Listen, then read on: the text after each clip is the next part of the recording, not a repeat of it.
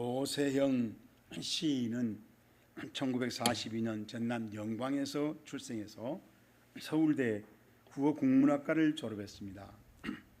그리고 충남대와 단국대를 거쳐 서울대 국어국문학과에서 후학을 가르쳤고 모골 문학상, 정지용 문학상, 서울 시문학상, 김달진 문학상 등을 받았으며 그러니 저명한 시인으로 여겨집니다.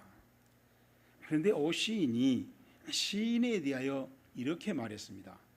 시인은 한국어로 모음 이가 두 개나 있다. 이는 하나를 뜻하는 숫자이기도 하지만 똑바로 서서 하늘을 바라보는 글자이다. 그래서 지혜로운 우리 세종대왕께서는 훈민정음을 지으시며 하늘을 땅을 위로 또 하늘은 동그라미 점으로 그리고 인간은 이로 표현하셨다. 이 지상에서 직립하고 하늘을 우러보는 동물이 어디 있던가.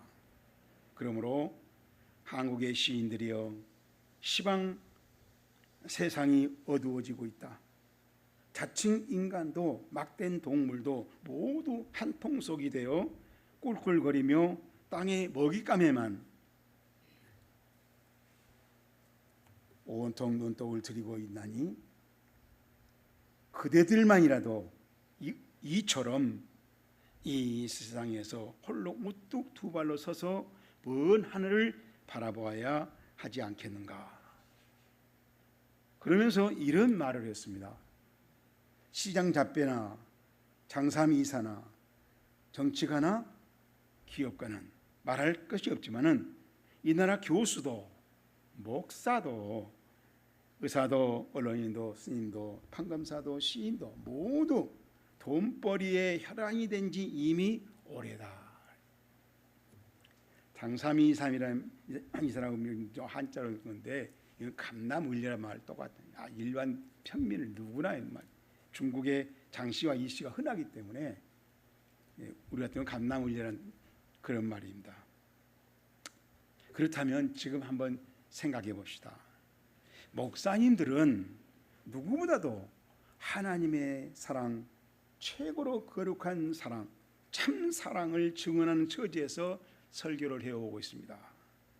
그런데도 목사님들이 어떻게 살아갔길래 오세영 시인의 눈에는 돈벌이의 혈안이 된 이 사회의 흉한 밑바닥의 무리와 함께 몰려다니는 꼴로 보였느냐는 것입니다.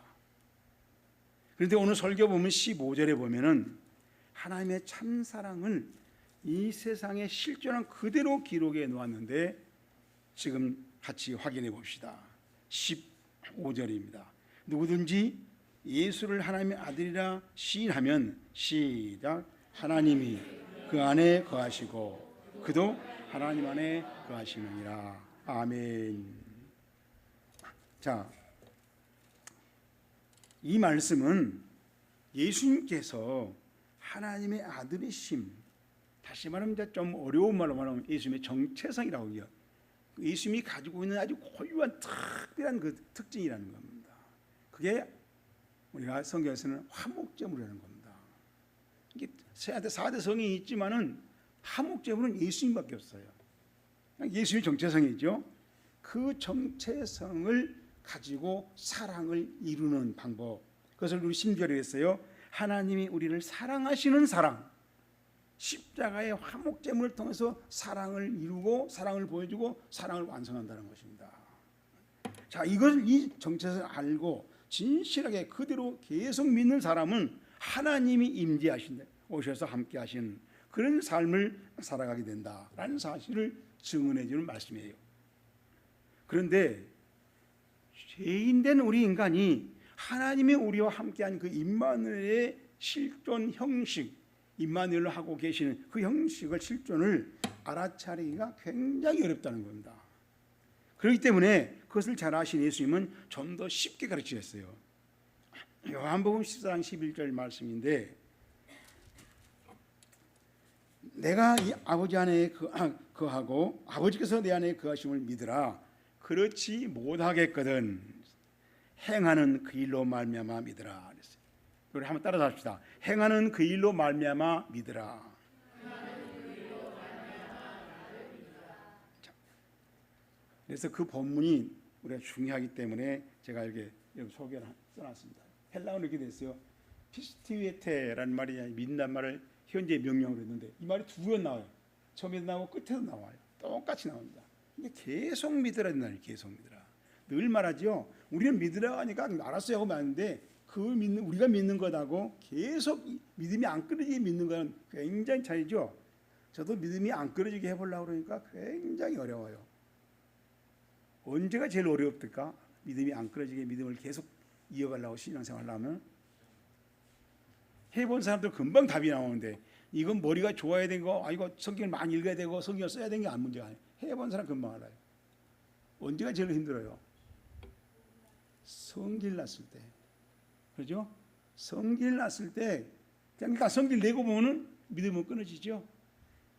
그러니까 성질 났을 때가 얼마나 어려워. 나도 모르게 홧김에 하고 나서 아이고 또 끊어졌네. 그러지 않는 사람들은 또 끊어지도 몰라. 뭐 우리 목사님들도 뭐 제가 그런 얘기 하면 목사는 왜 이렇게 구약적이냐고 그래요. 구약적이냐고. 근데 예수님 그렇게 말하잖아요. 지금. 우리 성경 가지고 믿으라 하니까 그렇지 헬라어로 하면 정확하게 나온단 말이죠. 나를 믿으라. 호티 그 다음에 호티 그랬어요. 우리는 이걸 이상하게 말했어요. 뭐한 것을 이렇게 번역했어요. 아버지가 내 안에 있는 것을 믿으라. 아니 믿으라 그랬어요. 근데 그렇게 번역할 수도 있지만 왜냐하면 그 이유가 아버지가 내 안에 있기 때문에 다르죠. 아버지가 내 안에 있기 때문에 예수님을 계속 믿으라는 겁니다. 그렇죠? 계속 믿는 사람한테 아버지가 와 계신다는 거예요. 이 사실 때문에 우리는 계속 믿어야 된다는 얘기예요. 예수님은 그런 얘기를 하고 계신 겁니다. 지금 자, 다 설명할 수 없고 자 그러면서 우리는 이제 끝에까지 우리가 가서 또 계속 믿어라 하고 예수님이 말했어요. 그건 뭐 그렇게 이제 안 되면은 여기서 만약에 그렇게 안 된다면 매란 말은 반대. 그렇게 안 된다면 디아란 말이 이제 뭐를 통하는데 목적격 오면 때문에 이유가 돼요. 뭐 때문에 에르가 일이에요. 타 에르가란 말 그 일들인데 복수예요. 에르곤이 단수고 에르가 복수입니다.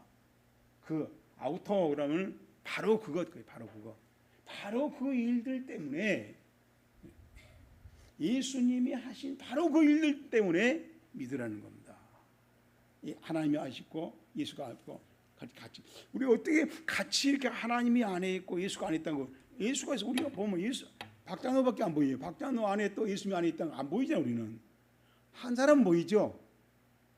근데 어떻게 믿느냐 그때 하나님이 지금 예수님 어떤 기적을 일으키면 그때 하나님 예수 안에 계시고 예수님 하나님 계신 상태에서 기적을 일으킨다는 것을 하나님 언약을 성취하신다는 것을 그걸 보고 믿으라는 겁니다. 자 그래서 우리 이제 지금까지 이걸 설명했어요. 그 안에 하나님이 와 계신다는 말은 단순히 어떤 안에 와서 지금 아무것도 안 하고 지금 여러분 지금 안에 와서만 있는 게 아니라 안에 오셔가지고 예수님과 하나님이 자꾸 교제를 한다는 겁니다. 그때 이제 하나님 예수님은 엄청난 하나님의 도움을 받아서 우리가 생각지도 못한 그런 엄청난 기적을 일으키는 거예요. 지금 하나님 우리한테 와셔서 우리가 하나님과 교제했을 때 우리도 엄청난 그런 하나님의 능력의 사건을 일으킬 수 있다는 거예요. 지금 엄청난 중요한 어떤 신앙의 원리이죠. 그래서 그런 인격적인 교제가 이루어지고 있는 걸 말한다. 그래서 그렇게 교제를 이루어지면서 예수님이 엄청난 기적을 일으켜 소경을 살리시기도 하고 오병 일으키기도 하고 무리로 걸어가기도 하고 그렇게 했다는 겁니다. 그렇게 했다는 얘기를 디아 타 아르곤 아우투라고 했어요. 그래서 바로 그 일들 때문에 복수란 말이에요. 그 일들 때문에. 그래서 영어로 말하면 those very 바로 works 일들이라고. 이것이 뭘 말한 것이냐라고 했을 때 예수님이 하시는 하나님의 언약의 성취들이라는 겁니다. 예수님을 보고 무조건 다 하는 게 아니라 예수님이 이 일을 성취하고 있는 일들이 예수님이 했다는 거죠. 예수님 모든 시간 다 성취하고 있는 거라고 했겠지만은 특별히 우리가 봤을 때 아주 어떤 기적이 일어날 때는 틀림없이 하나님이 함께 해주셔서 하나님의 능력의 도우심으로 교제하면서 그런 일이 일어난다. 그 시간은 하나님이 예수님이 하나님 안에 있고 하나님은 예수님 안에 있다고 하는 것을 그 시간은 그 사건을 보고 믿으라는 겁니다. 우리 눈으로 안 보이지만 사건을 보고 믿으라는 얘기죠. 그래서 영어 성경에 보니까 이렇게 해서 뉴 킹 제임스 성경에 보니까 believe me 대문자로 써놨죠. 예수님을 믿어라. that year를 어떻게 조금 보면 왜냐하면 야나 뭐뭐 한 것을 이렇게 무의식으로 번역했어요. 우리 성경 이런 성경을 따라갔는지도 모르죠. 나는 하나님 아버지 대문자로 번역했죠. 하나님 아버지 안에 있다는 것 현재입니다. 안에 계속 있다는 것을 믿어라. 그리고 또 아버지는 대문자죠. 하나님 아버지는 내 안에 또 나죠. 대문자죠. 예수님 안에 있다는 것을 믿어라. or else 만약에 그렇지 않다면 believe me 나를 믿으시오. 뭐 할 때 for 왜냐하면 나오던가 for the sake 뭐 하기 때문에 of the works themselves 그 일들 때문에 자체 예수님이 하시는 그 일들 자체 때문에 믿으시오. 왜냐하면 앰플리파이드를 보니까 이렇게 써놨어요. because 왜냐하면은 바로 그 일들 자체 때문에 믿으시오. 여기는 because로 번역했어요. 그렇게 이렇게 OT를 이 because로 번역하는 성경이 있다는 겁니다. 우리는 그냥 없으니까 우리 성경 가지고 그런 것 같아 하지만은 골고루 보면은 이 말에 예수님이 뭘 하고 있는가 정말 예수님이 하시는 일들 보고 그 사건을 보고 우리가 그때 하나님이 함께 하셔서 하나님의 능력으로 그런 일을 하구나 하는 것을 믿으면 된다라고 예수님이 그렇게 제자들을 깨우치고 계셨다라는 얘기입니다. 자, 그래서 우리가 이제 오늘 본문에 예수님이 하나님이 우리를 사랑하시는 사랑, 화목제물로 사랑하시는 그 사랑, 이 세상에 사랑이 종류가 많죠. 뭐 헬라 사람들은 남녀간의 사랑 에로스라고 했고, 친구간의 사랑은 필레스라고 했고, 또 뭐 우리 하나님의 사랑 아가페라 있는데, 아가페라는 사랑은 화목제물을 통해서 사랑을 이룬다는 거예요. 그 사랑이 이루어지는 그 현장을 오늘은 좀 보자.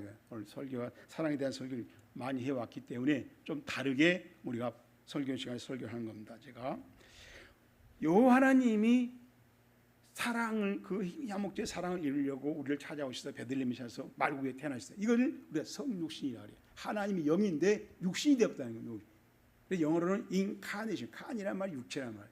그걸 강조하기 위해서 인이란 접두사를 썼고, 그다음에 명사형 어미를 붙여서 내신을 붙인 거예요.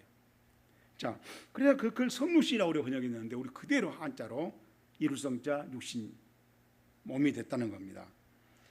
그때 예수님이 하나님이 인간의 모습으로 오셨을 때 그 자리가 바로 나라가 이스라엘이에요. 유대인 나라. 근데 그 나라는 보니까 예수님 오시니까 여호와 하나님을 믿는 신앙의 나라, 신앙의 사회였어요. 그런데 그 신앙의 사회인데 자유롭지 못하고 로마의 지배를 통치를 받고 있었습니다. 그래서 자기들이 어중간한 것은 자치적으로 해결하지만은 큰 것은 로마의 법을 따라야 돼요. 그래서 예수님의 사형 같은 중요한 일은 자기들이 못하고 로마의 허락을 받아서 사형이 결정이 나면 사형 집회를 한 겁니다. 그래서 예수님 빌라도에게 재판을 받았던 거예요. 그러니까 어떻게 됐어요? 로마에는 그 대신 뭐라고 해요? 우리의 법은 정의 사회의 법, 치주의 국가라는 겁니다. 정의 사회를 이룬다. 근데 실제로 로마를 보면 로마의 통치자 그 황제들이 얼마나 독점했어요. 무서운 그 권력으로 군사 독재보다 더 무서운 통치를 하면서 네로 황제 같은 데는 막 지 마음대로 로마를 신을 불질러 버리잖아요. 그런 무서운 통치를 하면서 군림을 하고 착취를 하고 또 그렇게 하면서 그걸 만족을 시키고 자기 만족을 하고 그런 법이었다는 것입니다. 그러니까 로마의 법이 뭐예요? 말로는 모든 것을 평화롭게 정당하게 정의 실현이라고 하지만은 사실은 그 무서운 폭군 통치를 지지하는 정당화시키는 법이 되어버렸단 말이에요. 오늘도 우리가 지금 말로는 여러분 전두환 대통령이 내건 그 법 우리의 통치 이념이 뭐였어요? 정의사회 구현이었잖아요. 그렇죠? 말로는 정의사회 구현이라고 그래. 근데 어땠어요? 무섭게 다 잡아다가 가두고. 내가 대통령 한다고 해서 체육관에 가서 대통령도 아무도 말 못했잖아. 김정은이도 지금 민주주의라고 그래요. 인민민주주의라고 그래요. 그런데 실제로 뭐요? 세계에서 제일 가는 독재자잖아요. 말로는 그렇단 말이에요 지금. 근데 법이 정말 정의롭게 공평하게 평등을 위해 집행하느냐 아니면 기울어진 상태로 지원해 주냐에 따라서 실제 통치 체제는 달라진다는 것입니다. 자, 그런데 그 당시에 예수님이 왔을 때 로마 사회를 보니까 부정적인 그런 아주 무산 통치를 지지해 있는 법이 되어 버렸어요. 그럴 때 뭐예요? 로마의 그 정의로운 정의 사회가 실현되면 될수록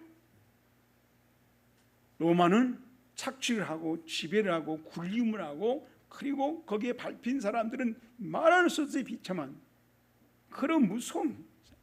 그게 우리가 잘 알잖아요. 그 경기장에서 막 사자를 내 가지고 사람 무릎 뜯고 하는 걸 그걸 보고 즐겼단 말이에요. 사실은 우리가 권투도 두드려 패는 거예요. 막 그걸 보고 즐기는 거예요. 막 맞는 사람은 얼마나 괴롭겠어요. 그걸 보고 막 즐겼던 겁니다. 이제. 그러니까 즐긴 쪽에서는 좋지만은 그걸 당하고 밟힌 쪽에서는 얼마나 괴롭겠어요. 자, 그런 사회의 법이 저들이 말한 대로는 저들은 법치주의라고 정의 실현이라고 그렇게 말하는 겁니다. 자, 그런데 그런 법이 이스라엘 여호와 하나님을 믿는 신앙을 지배하고 있었단 말입니다. 자, 이런 체제에서 생기는 문제점이 뭐냐? 여호와 하나님의 신앙이 이 지배를 받으면서 물들어 가지고 여기에 비슷한 이 여호와 하나님 이 신앙이 변태 현상이 나타난 거예요. 그게 뭐냐면 사두개파인데 사두개파는 이럴 때 어쩔 수 없어 하고 로마 사람들 고관들하고 타협을 해가지고 적당히 해가지고 거기서 권력을 가지고 친로마파로 살아가는 겁니다. 그러니까 로마로부터 많이 인정하고 우리가 협조할 테니까 그 대신 나를 높은 자리에 주라, 한 자리 주라, 그 사람 주는 거예요. 그러니까 옛날에 우리의 친일파와 똑같죠. 그러니까 로마의 권력을 받아서 또 그 사람들도 이제 유대 사회에서 엄청난 부를 누리고 권력을 누리고 그 사람들은 만족을 누리면서 그것이 정복이라고 행복이라고 축복이라고 은혜라고 그렇게 합리화시키고 산단 말이에요. 예수님이 와서 보니까 그러고 있어요. 그래서 저놈의 새끼들은 아주 친일파 민족을 배반한 놈이야. 우리는 안 한다. 그러면서 우리는 하나님의 성경 말씀을 연구해가지고 또 어떤 원칙들을 막 규정을 막 만들고 그걸 철저히 지킵니다. 그래서 우리만큼 지킨 사람이 있어? 없지. 우리가 최고야. 그러면서 자아자찬하면서 자기들은 우리가 너희가 달라. 구별해야 돼. 하고 분리주의를 외치는 겁니다. 그게 바리새인들이에요. 아니 바리새인패가 또 하나 생긴 겁니다. 그러니까 어때요? 또 한 파에서 남은 파에서 보니까 저놈은 내국노파고 이놈들은 저들이 어려운 법을 만들어 놓고 그 짐을 지키라고 하면서 그걸 지켜야 내 목숨 걸고 지키고 못 지킨 놈들은 사람 취급 안 하고 버려 취급 하니까 우리는 싫다. 성경을 연구해서 우리는 성경대로 한다. 그래가지고 성경 말씀을 읽고 기도하고 예배드리고 그 말씀을 실천하겠다. 그런 파가 생긴 거예요. 그 사람들은 세상이 싫다.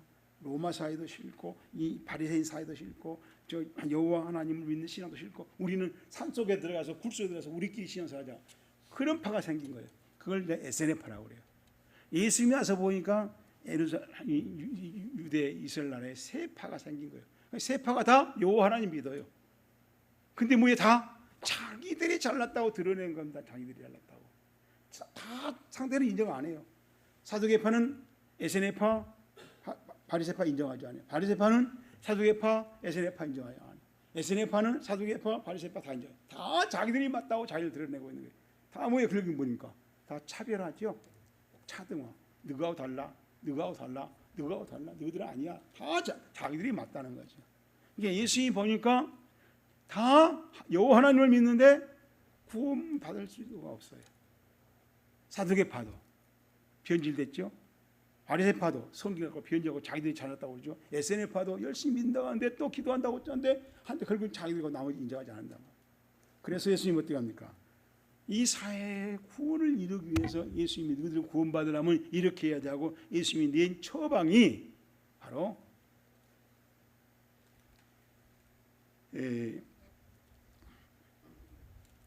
스프랑크니조마이라고 하는데 헬라어로 스프랑크니조마이. 스프랑크니조마이라고 그래요. 불쌍히 여긴다, 우리 이렇게 번역했어요. 우리 성경에 스프랑크니조마이. 제가 생각할 때는 역지사지예요. 역지사지. 상대방이 당하는 그 고통을 보고 그들 같이 그 고통에 뛰어드는 겁니다. 그리고 그 고통을 같이 감당해요. 혼자 하지 말고 나랑 같이 하자. 그러다가 결국은 힘이 없이 치면 너 나와, 내가 다 할게 하고 십자가로 가서 그 사람 대신 고통을 다 짊어지고 그 사람의 모든 고통을 풀어줘요. 그리고 내가 네 고통 다 하고 네가 받을 벌을 다 받을게. 이것이 스프랑크니조마예요. 그래서 예수님이 그럴 때 굉장히 불쌍히 여기고 그러면 그 사람은 반드시 그 불쌍한 눌린 상태에서 해방이 돼요. 해방을 위해서 그 고통을 눌리고 있는 사람을 충분히 가서 이해하고 보시고 그 고통에 예수님이 뛰어들고 결국은 그 고통을 예수님이 이어주고 이 사람을 빠져나오게 만든단 말이에요. 이것이 바로 스프랑크니인데 우리말로 역지사지야. 땅을 바꾸어서 그것을 생각해 본다는 거예요. 역지사지라고 그래요. 제가 보는 이 말이 맞는 것 같아요. 그래서 이게 상대의 고충을 알고 함께 그 희생해서 사랑을 이루는 그런 얘기라는 거예요. 이걸 이제 우리가 물리학에서는 공명이라고 해요. 공명. 여기 물을 담아놓고 또 한 컵을 물 또 담아놓고 이걸 두드리면 이 컵이 울리는 겁니다. 그래서 공명 똑같이 공감을 하고 이 소리가 울린다. 물리적인 파장이 이루어진다. 이걸 공명이라고 그래요. 그러니까 예수님이 아픈 사람 보고 같이 공명을 한 거예요. 그 아픈 꿈을 느끼고 어떻게 합니까? 그 공명을 아픔을 자기한테 뒤집어 쓰는 거란 말이에요. 그리고 너는 여기서 빠져나가라. 그런 얘기예요. 여러분 그 강도 맞는 이웃을 만났을 때 그 사마리 사람이 도와줬잖아요. 그 장면을 자세히 보면은 그 사람 말을 태고 그 여관으로 갈 때 말에 그 환자를 태워요. 그리고 사마리 사람은 말꼬피를 들고 여관으로 걸어가고 있는 장면이 나와요. 그게 바로 십자가인 겁니다. 자기가 타야 할 자리잖아요. 그렇죠? 근데 거기 타야 할 자리를 그 환자를 태우고 자기는 환자가 걸어가야 하잖아요. 자기 말 아니니까. 근데 자기가 대신 걸어가. 내가 걸어갈게. 네가 타고 와. 내 말 타. 하고 자리를 내준 겁니다. 이거 역지사지잖아요. 그 환자를 깊이 알고 고통을 알기 때문에 네가 내 자리로 가라. 내가 네 자리에서 걸어갈게. 그래서 그 환자는 여관에 가서 결국 살잖아요. 치료받고. 이것이 역지사지 스프랑크니조마이란 말이에요. 이런 사실이 우리 성경에 사복음서에 보면 예수님이 그렇게 한 일이 많아요. 여러 가지 자세히 보면 그렇게 하는 것을 볼 수 있어 우리가. 그런데 이제 우리가 그렇게 그런 일을 하는 걸 우리가 바울은 이렇게 딱 정의해서 한마디로 에베소 2장 14절에 그는 우리의 화평이신지라. 그는 예수를 말해요. 둘로 하나를 만드사 원수된 것 그 중간에 막힌다. 원수된 하나님과 우리 사이에 막힌 담이 생겨버렸단 말이에요. 이게 대화가 안 돼요. 이제 뭐 축복이 오내고 다 끊어졌어요. 그 육체의 담을 자기 육체로 하셨다는 겁니다. 십자가에서. 십자가 사건이 여러분이 뭔지를 알고 십자가를 강조하고 십자가를 액세서리 하라고요. 십자가는 우리와 하나님 맡긴 담을 헌 사건이에요. 그러니까 그렇게 막 초랄초랄하고 목걸이하고 달 일이 아니에요. 사실 알고 보면 얼마나 이건 정말 귀한 것이고 죄송한 것이고 미안한 것이고 황송한 일이에요. 사실은.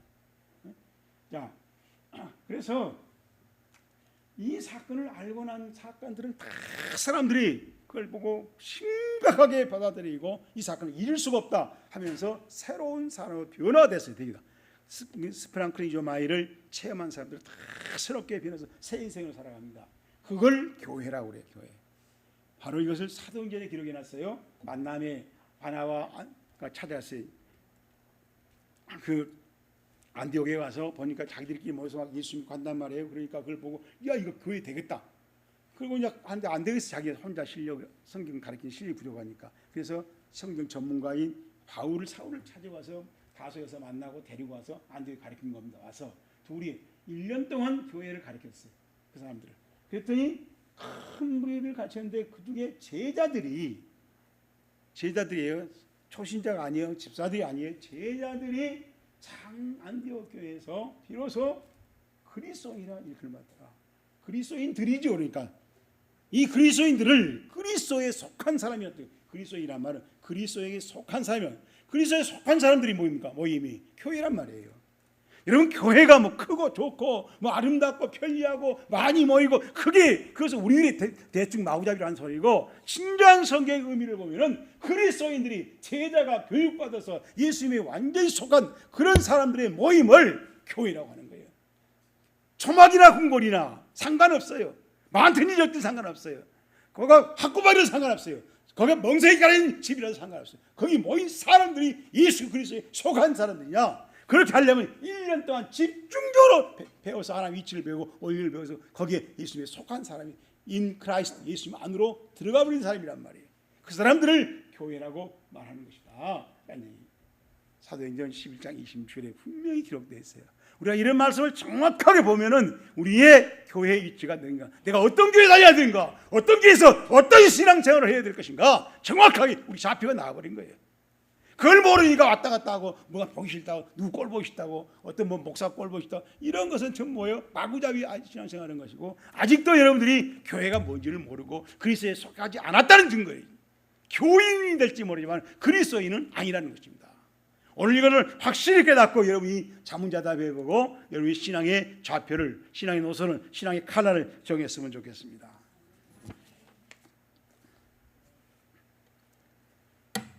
자, 그러면은 새로운 신앙의 교회 공동체를 이루고 하나님의 임마누엘 실존 형식을 갖춘 그런 참사랑을 지속하는 신앙생활은 이게 진짜 성경에서 말하는 신앙생활이란 말이에요. 하나님 자녀 생활입니다. 이걸 어떻게 하면 되는지 저는 항상 설교하면서 어떻게 할 것이냐 방법을 가르쳤어요. 거기까지 가르쳐주고 하고 안 하고 그러냐 여러분 마음. 제가 옛날에 은퇴하기 전에 그랬죠. 한 사람이 소 10마리를 끌고 물가에 갈 수 있어요. 근데 10사람이 소 한 마리 물 못 먹여요. 왜? 물은 누가 먹어요? 소 지가 먹어. 소 안 먹는다고 나는 우리 집에서 어릴 때 소 많이 키워서 소 풀 갖고 안 먹는다 두드려 패면요 도망가 버려. 왔다 갔다 도망가 버려. 내 말대로 여기 있으라고 안 하고 두드려 패면요 소가 뛰어 도망가고 나 고삐 채고 나 도망가 온다고요. 이게 한 때리면 안 돼요. 먹으라고 그래 안 먹으면 간둬야 돼. 그러니까 여러분들이 먹고 안 먹고 여러분이 나는 먹을 수 있는 데까지를 만들어서 제가 오직하면은 내 설교는 가서 정말 생산지 가서 만들어 온 맛이다. 그러니까 맛은 있고 어쩌면 물 말은 정말 싱싱하게 할 겁니다. 그리고 이걸 먹고 배탈 난 사람은 없을 것이다. 유능한 레시피를 내가 못하지만은 그러나 재료만큼은 내가 정말로 자신 있게 내가 직접 보고 건강한 식품을 물건을 사다가 내가 만든 거니까 설교를 만든 거니까 여러분이 먹고 뭐 배탈 일도 날 일도 없고 이걸 먹으면 분명하게 정말 새로운 맛이구나. 그러니까 설교면 재료가 지금 내가 소개하잖아요. 저런 데서 가져왔다 이거예요. 지금. 그렇기 때문에 여러분이 확실하게 먹고 소화시키고 그걸 하면은 하나님이 체험이 올 거다. 자, 그러면 우리가 어떻게 할 것인가? 정말 지금부터 제 도움을 받으면서 설교 본문을 찾아보면 세 가지 정도 정답을 찾을 수 있습니다. 첫째로 17절입니다. 17절. 이로써 사랑이 우리에게 온전히 이루어진 것을 우리로 시작 심판날에 담대함을 가지게 하려 함이니 주께서 그러하신 것 같이 우리도 예수님이 그랬다는 겁니다. 이게 우리도 예수님처럼 하면 된다 이 말이에요 지금. 그리고 뭐 심판날에 담대하게 신앙생활 하자고요. 심판날에 좀 다르죠. 축복받아야 은혜받아입니다. 뭐 할렐루야 이거 이런 소리가 달라요. 심판날에 가서 그날에 그 자리에서 담대한 신앙생활을 지금 하자는 겁니다. 자, 그러니까 뭐예요? 하나님의 화목제물이 있는 그 아가페 사랑을 온전하게 이루어가는 신앙생활을 하는 그리스도인이라면 심판대에 가서 자신 있을 거다 그죠. 뭐 사랑하니까 자기 욕심 채운 사람, 자기 입맛 좋으니까 기분 찌그러지면 토라지 갖고 딴 데다 교회 갈 거야. 그런 것은 사랑 생활이 아니에요 사실. 자기가 사랑이라는 생각을 자기 욕심 채우는 연애 그런 에로스 사랑이 될지 모르고 친구끼리 약속시키는 의리 있는 필리스 사랑이 될는지 모르지만은 하나님 말은 아가페 사랑은 아니라는 거예요. 아가페 사랑을 제대로 해서 정말 예수님이 십자가에 못 박고 죽고 상대를 살리는 그런 희생을 하는 사랑은 정말 희생이에요. 손해보는 거예요. 그런 사랑을 한 사람은 심판대에 가보라. 자신 있다는 겁니다. 자, 그래서 이 말 가운데 이 가진다는 말이 있어요. 가진다. 담대함을 가진다. 이 가진다는 말이 헬라어로 에코멘, 해브라면 해브. 그걸 현재로 써놨어요. 우리가 가진다. 우리가 그렇게 가지고 산 사람들이 많이 있다는 겁니다. 그래서 계속 담대함을 계속 가진다는 얘기예요. 자, 심판대에 가서 그렇죠. 심판대에 가서 심판 날에 담대함을 가진다고 지금 우리는 미래형이잖아요. 근데 왜 현재형으로 써놨을까요? 이 성경을 쓴 사람이 정신 나갔나요? 지금 현재 미래도 모르나요? 이분이 현재형으로 쓴 이유가 있는 거예요. 그 이유를 알아야 돼요. 그래서 뭐냐면은 지금 이 사람이 지금 그 담대함을 지금 가졌어요. 이걸 가지고 기분 나쁘고 쓰려고 성경을 갖다 버렸다 지웠다 하지 말고 계속 지고 담대함을 갖고 담대함 신앙생활에 가는 겁니다. 그러다 보면 언제 나오고 끝까지 그때 마지막 어디에 오겠어요? 심판대 가버린 거예요. 심판대에서도 계속 그 담대함을 갖고 심판 받아보라고요. 그래서 미래가 아니라 그래요. 그때가 심판대 가서 내가 담대하려고 그런 신앙생활 하지 말고 지금부터 계속 담대함을 가지고 내가 그리스도의 십자가의 화목제로 있는 그 사랑을 붙잡고 그 신앙생활 지금 돼 가는 겁니다. 계속해 가요. 가다가 내가 죽고 심판대에 서면 그때 그 신앙 그대로 가요. 심판을 받으라. 그러면 틀림없이 하나님이 인정하고 상을 줄 것이다. 이 얘기예요. 엄청난 신앙의 비밀이요 원리와 법칙을 우리에게 깨우치고 있잖아요. 지금. 이걸 제가 이번에 발견해서 여러분한테 얘기하는 겁니다. 지금.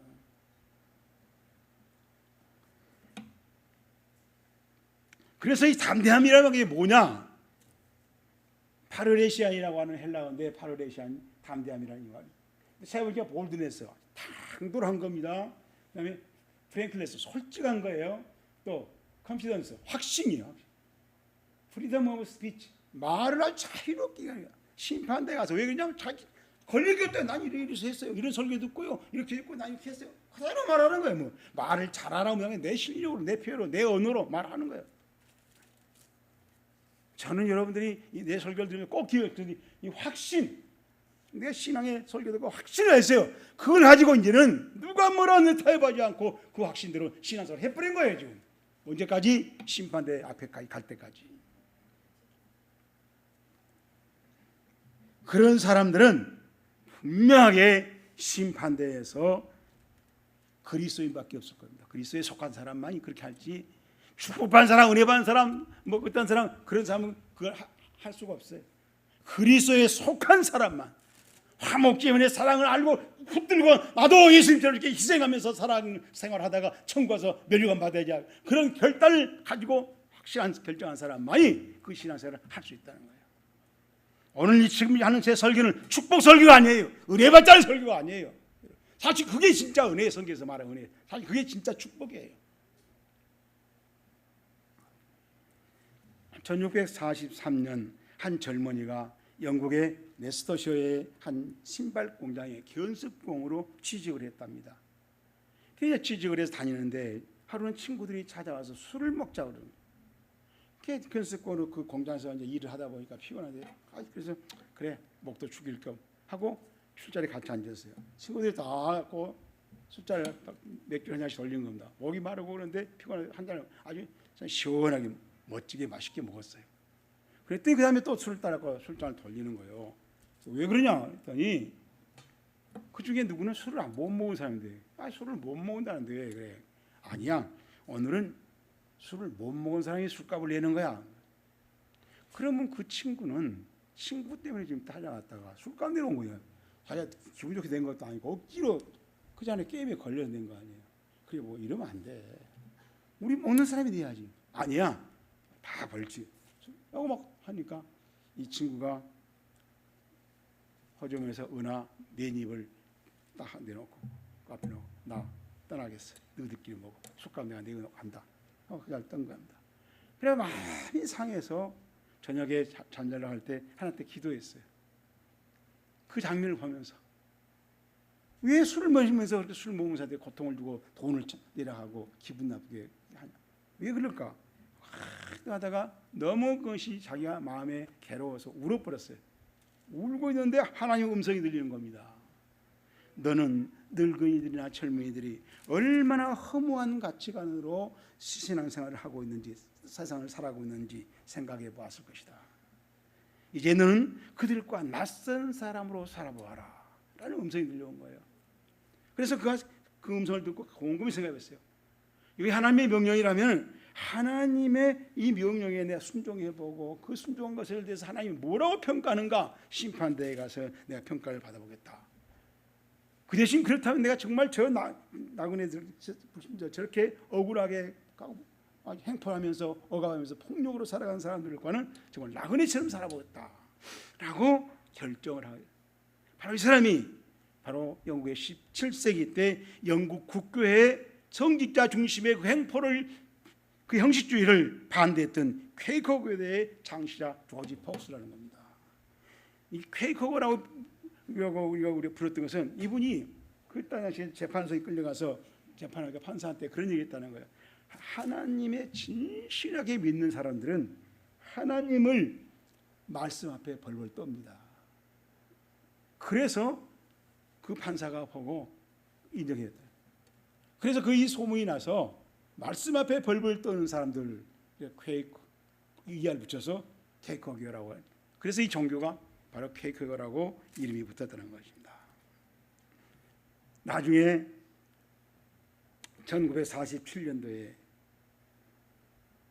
종교단체로서는 최초로 노벨 평화상을 받은 종교단체가 됐어요. 지금까지 교단이 노벨 평화상을 받은 적이 없는, 이 교단만 지금 받은 겁니다. 얼마나 양심적으로 진실하게 헌신적으로 사랑으로 신앙생활을 했으면 평화상을 줬겠어요. 저렇게 정말 하나님의 평가를 받아보겠다, 하나님의 평가의 가치를 두고 오늘 내가 시간을 희생하고 내 재물을 희생하고 내 지식을, 내 재능을, 내 달란트를 희생하면서 열란트를 만드는 신앙생활을 해보겠다는 그런 신앙생활하는 사람들이 있다는 겁니다. 여러분, 우리가 아무리 축복 은혜하는 이 흔한 홍수처럼 흘러간 마당에 우리가요 이 말씀을 들고 요한일서 4장에서 우리가 배웠다고 하면서 우리도 그런 신앙생활을 한번 결단해보는 것이 우리 여러분과 우리 한국교회와 우리 교회를 살리는 신앙의 시발점이 될 것입니다. 그렇게 되기를 축복합니다. 두 번째로 18절 말씀 봅니다. 사랑 안에 두려움이 없고 온전한 사랑이 두려움을 내쫓나니 두려움에는 형벌이 있음이라. 자, 오늘 이 말씀도 우리가 좀 잘 생각해서 읽어야 되기 때문에 우리 성경 갖고는 해결이 안 돼서 소개하는 겁니다. 헬라는 벌써 딱 알라라는 앞에 생략한 알라예요. 알라. A자 같은 게 뒤에 끝에 있어요. 생략한다. 알라 말했죠. 대라라고 하는 말을 강조할 때 알라. 이게 그러나가 아니에요. 그러면서 반대하는 거예요. 그러니까 제가 오히려 저는 이렇게 번역한 게 낫겠다고 생각합니다. 해, 텔레야, 텔레야. 해, 그 텔레이란 말이에요. 우리는 이제 이걸 온전한이라고 번역했는데 아가페, 사랑이란 말이에요. 그러니까 제가 이걸 헬라를 그대로 직역해봤어요. 오히려 그 온전한 사랑은 그 두려움을 밖으로 내쫓습니다. 고란 말이 밖이란 뜻이요. 내 던져버린다는 말로. 그 사랑을, 그 두려움을 또 더 가보잖아요. 그러니까 그래서 이 온전한이란 말이냐 뭐 말이야 우리 봤을 때 역시 텔레야란 말인데 충분하게 채워서 멈춘다는 거예요. 덜 찼는데 멈추지 않아요. 끝내지 않아요. 완전히 가득 찼을 때 멈춘다. 그런 뜻이 있어요. 풀 스톱이라고. 그래서 완전한 퍼펙트, 컴플리트 완성한다. 엑셀런트 아주 우수하다. 탁월하다. 그 다음에 보니까 장성한이라고 우리는 번역을 했어요. 난 이 말이 마음에 들어요. 형제들아 지체에는 아이가 되지 말고 악에는 어린아이가 되리라. 지혜에 장성한 사람이라. 지혜가 점점 올라가는, 장성한단 말이 큰단 말이냐, 성장한단 말이야. 우리 지혜가 점점 커진 그런 그리스도인의 신앙생활을 해라 라고 바울이 고린도서 14장 26절에서 말해놨다는 거예요. 20절에. 그러니까 뭐예요? 이 온전하단 말은 점점 우리가 좀 커지는 걸 말해요. 커지는 걸. 점점 더 뭐랄까요? 어른돼 간단 말이에요. 어른돼가. 좀 달라요. 우리가 좀 어제하고는 오늘은 달라요. 점점 어른이 돼 가는 거예요. 그런 어떤 개념을 가지고 있다는 겁니다. 예수님이 주신 이 사랑이라는 이 세 계명을 사랑 안에서 해바지하고 성도들이 그걸 목표로 삼고 그것을 이루어가는 신앙생활을 점점 더 많이 크게 온전하게 해가는 그런 신앙생활을 말하는 거예요. 그래서 온전한 사랑은 예수님이 요구하시는 하나님의 사랑과 이웃사랑을 실천해가는 삶인데 그 삶을 점점 더 완벽하게 온전하게 충실하게 해가는 신앙생활을 하자고 지금 요한일서 우리 18절에서 말하고 있는 것입니다.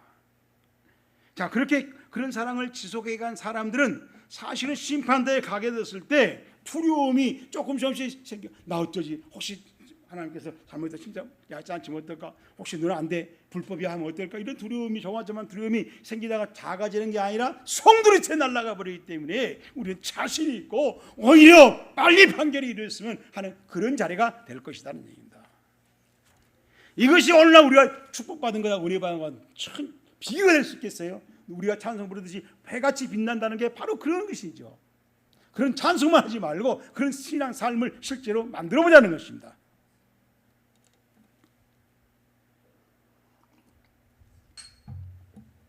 조선 최악의 멍청이가 있었습니다. 10살이 되어서야 겨우 한자를 깨달았어요. 그래서 사람들이 읽고 나면 책 제목도 까먹는다고 놀려댔어요. 조선시대 때 백곡 김덕신이라고 하는 분의 실제 실화입니다. 그분이 둔해진 이 지능은 어릴 적에 천년들을 앓고 그래서 뇌 손상을 심하게 받았기 때문이라는 것입니다. 그는 경상도 관찰사의 아들로 태어났지만 자신이 망각증이 심하다는 것을 알고 시인했습니다. 그러나 붓을 놓지 않고 계속 책을 읽으면서 반복해 쓰는 겁니다. 그래서 10,000번 이상 읽은 책을 독숙이라 해요. 독숙이 10,000번 이상 읽을 독자, 셈 숫자, 기록 기자 10,000번 읽고 나서 책 한 권 쓰는 겁니다. 책이라. 그래서 그런 이 독숙이라는 그런 기록을 메모를 남겼는데 사마천이 쓴 사기 중에서 백이열전이라는 책이 있는데 그 책은 무려 12만 3천 번을 읽었다는 거예요. 생각해 보세요. 저는 이걸 보고 그냥 충격이 받는데 여러분들 충격받았고 말을 못하는가 보구나. 10,000번 읽은 책이 36권이에요. 그렇게 기록이 나왔어요. 그러니 이분은 정말 반복의 미학주의자잖아요. 반복을 안 된다고 생각하는 거 아니잖아요. 그런 사람이 아니었는가 생각해요. 결국 이분은 환갑 문턱에 들어섰을 때 소문난 지각생으로 59세 때 당당하게 과거에 급제합니다. 그리고 조선 최고급 문장가가 되었다는 것입니다. 그는 자신의 서재 이름도 억만제라고 지었답니다. 억번, 만번 나는 끝까지 있고 깨달을 때까지 있겠다라고 하는 그런 다짐이었겠죠. 다른 꽃들이 다 지고 오신 뒤에 늦가을 갠소를 맡고 고고하게 진한 향을 통해서에는 들국화가 있듯이 남보다 많이 있었다고 해도 괜찮다고 생각한 사람이에요. 내가 중요한 것은 내가 지금 중단하지 않고 포기하지 않는다는 이 마음의 열정입니다. 그것을 감탄했던 숙종대왕이 직접 남기했다는 백곡 김덕신의 묘비명입니다. 재주가 다른 이에게 미치지 못한다고 스스로 한계 짓지 마라. 나처럼 어리석고 둔한 사람도 없었을 것이지만 결국 이루었다. 모든 게 힘쓰고 노력하는 데 달려있다. 하물며 우리 그리스도인 우리가 지속 신앙생활을 못한다면 얼마나 부끄러운 일이냐. 하나님을 안 믿는 사람도 저런 신앙에서 정말 저렇게 성공했다고 묘비를 남기고 죽는데 우리는 뭘 남겨야 되겠는가. 그야말로 사대께서 만든 산자 이름을 가지고 죽은 자로 살아보는 게 아니냐. 모든 게 정말 여러분의 삶의 속을 뒤집을 때 꼬라지가 발동할 때 특히 김덕신을 생각하면서 순종할 수 있기를, 지속할 수 있기를, 사랑을 실천할 수 있기를 주의로 축복합니다. 마지막으로 20절을 봅니다. 누구든지 하나님을 사랑하노라 하고 그 형제를 미워하면 이는 거짓말하는 자니. 자, 이 말씀도 하나님을 사랑한 자는 반드시 형제를 사랑한다는 우리 신앙생활의 원리를 드러낸 말씀이에요.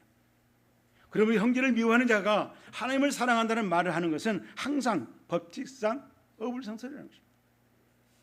하나님을 사랑하는 사람은 형제를 사랑하겠고 형제를 사랑하는 사람은 하나님을 사랑하게 되겠다. 이 같이 간다는 두 개가 같이 있는 것이지 따로따로 있는 게 아니다 라는 얘기입니다. 그래서 하나님을 사랑한다고 말은 하지만 하나님을 미워한 교인은 사실 거짓말한 신앙이다 라고 말하고 있잖아요. 본절에서 사랑하노라 라고 하는 이 아가포라고 하는 이 헬라어는 사실은 사랑한다는 말인데, 하나님께 기도하면서 하나님이 사랑해요 그러면서 내가 하나님 사랑한다 그러면서 기도 중에 한 말이 아니고 사람들한테 자랑하려고 나는 하나님을 사랑한 사람이야 하고 말을 한다는 자랑이라는 말이에요.